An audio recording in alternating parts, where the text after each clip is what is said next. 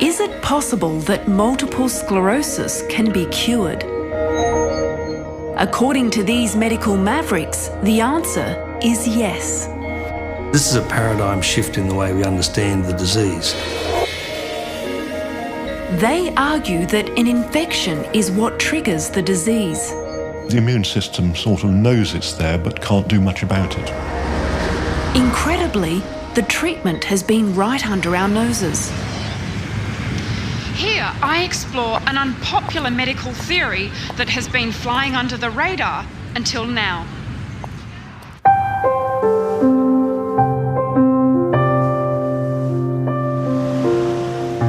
At this home in London lives a man who believes he's cured his wife of an incurable disease. I don't like using the word cure because it's sort of tempting Providence, but I feel in my heart of hearts that the disease has gone. If it wasn't for David, I would be probably dead or curled up in a corner of a nursing home, useless to the world. Well, madam, meet the artist, Sarah. Hello. Hi, Sarah. How are you doing? Sarah, a talented artist, was diagnosed with MS in her 20s. My right arm decided to go numb. I couldn't use it at all. It was just hanging in front of me. Sarah was told that there was absolutely nothing that medicine can do for her. I was filled with fear. Here was a person I'd married, an alert, intelligent, bright, creative person who, to be quite blunt, was losing her mind. It's widely accepted that MS is an autoimmune disease. The body's immune system destroys the myelin sheath around nerve fibres. Patients develop lesions in the brain and spinal cord and eventually lose their ability to think and move. So this is essentially damage in the brain. It's damage, yes. David, an expert in infectious diseases who used to treat MS patients, drew on all his experience to formulate a revolutionary theory. He believed that Sarah's MS was triggered by an infection. The bacterium he honed in on was called Chlamydia pneumoniae. When one thinks of chlamydia, one automatically thinks of venereally transmitted chlamydia. Chlamydia pneumoniae is a respiratory pathogen. It's spread by droplet infection, coughing and sneezing. Infection is so common that it's likely you've been exposed by the age of 20. The bacteria finds shelter inside blood vessels and nerves, causing low-grade infection over decades.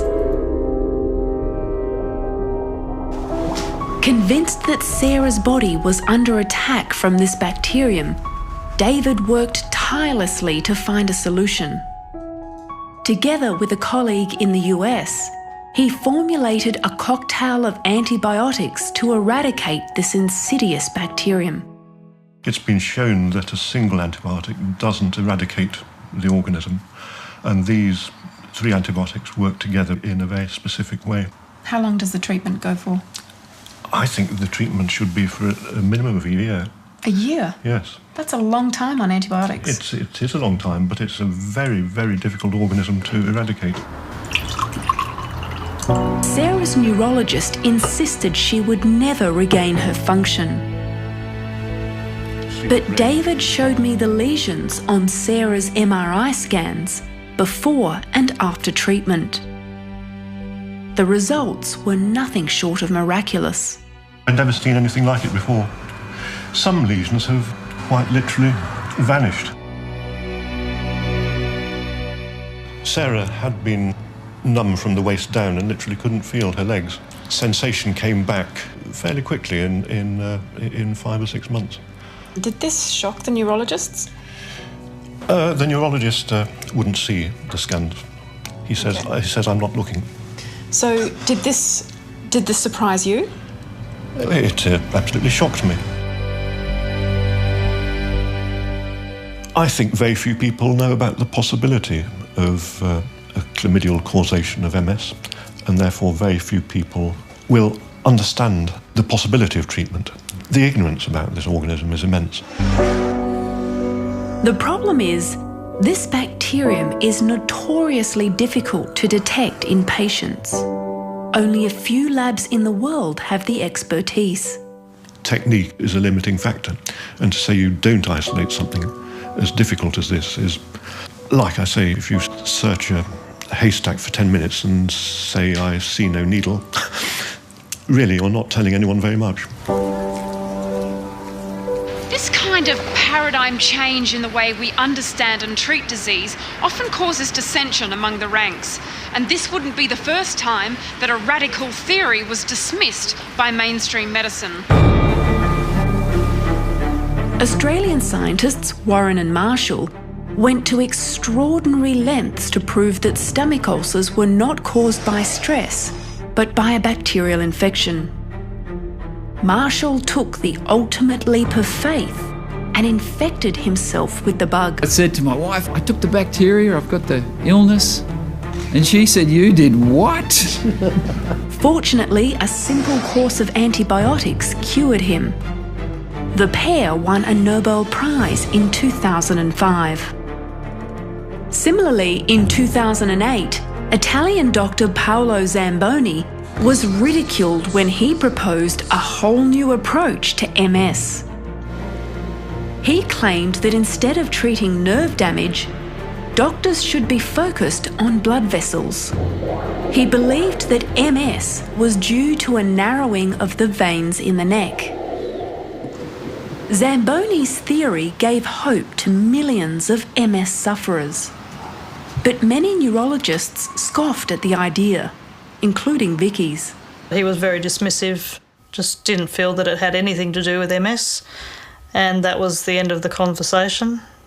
How did that make you feel? I was really angry, actually. The good news is that the flow on the right side is still very good. So Vicky turned to Australian vein specialist Dr. Paul Thibault, who says in his experience with MS patients, Zamboni's theory has credibility. The veins have been known to be involved in multiple sclerosis since the disease was first described in the 19th century. But this fact has really been ignored by the neurologists in particular. Dr. Thibault encouraged Vicky to have the controversial procedure called a venoplasty to correct the narrowing in her neck veins. The results were virtually instantaneous. The first thing that I noticed was my eyesight. Amazing, just incredible.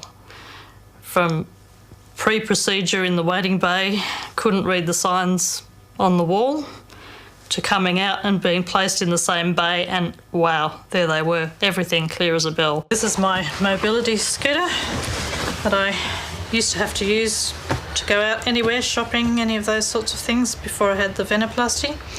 Happily sitting here gathering dust now. So your neurologist doesn't know you've had a venoplasty done? No. So what does he attribute this miraculous improvement to? Some patients, for some reason, just do better than others, and I just happen to be one of those, perhaps. It has to be said that not all patients have had the same success as Vicky, and there's a 50% chance that her veins will narrow again. Dr. Thibault agrees with Zamboni that MS is a vascular condition, but he also believes that narrowed veins are caused by a chronic infection. And like David Weldon, his focus is on chlamydia pneumoniae. CPN is on my hit list because it is the bacteria that fits all the requirements. It is known to affect the lining of blood vessels and in particular veins. It is known to involve the nervous system. It's able to cause immune effects.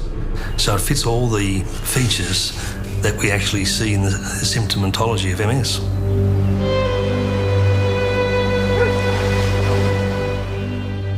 If you want epidemiological proof that MS is caused by an infection, you only have to look at the isolated population on the Faroe Islands. Prior to World War II, there was no instance of MS in those islands. In 1940, the islands were occupied by British troops, and by 1945, there was a small epidemic of MS in the islands. From this, it was postulated that British troops brought MS to the island. But if infection with chlamydia pneumoniae is so common, why doesn't everyone develop MS? Some other factor, like it could be low vitamin D levels or genetic predisposition, makes them develop the secondary or persistent form of the disease which affects the neurological tissues and the veins. I don't know why the neurologists aren't offering them at least minocycline, which has been shown in a number of studies to benefit MS.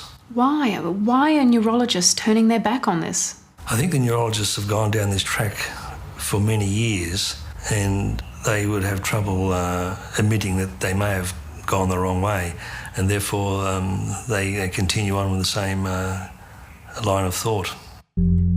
For a neurologist's perspective, I visited respected MS researcher, Associate Professor Robert Hurd. We'd love to see more data about it. In a candid moment, he did admit that Dr. Thibault's theory was plausible.